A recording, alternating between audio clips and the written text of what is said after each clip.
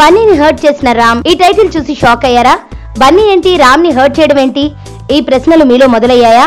అయితే మనం మ్యాటర్ లోకి వెళ్లాల్సిందే.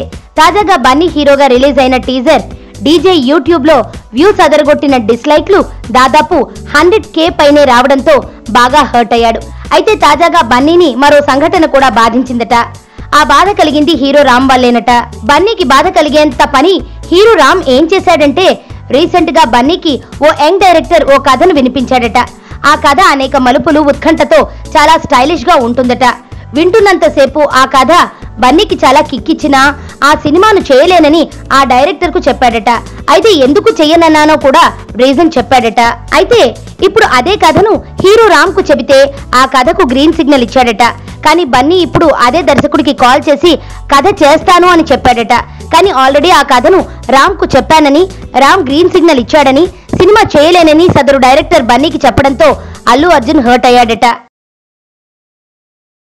సుబ్బు, నీకు తెలుసా, నాకు ఎర్లీ మార్నింగ్ ఒక కల వచ్చింది. నువ్వు నన్ను జ్యువెలరీ షాప్కి తీసుకెళ్ళి వడ్డానం కొనిచ్చావంట. ఏ టైంకి? గుర్తులేదు సుబ్బు, 5 అనుకుంటా. అదే మరి 5కి మీ బాబు వచ్చి బిల్లు కట్టినట్టు నాకు కాల్ వచ్చింది.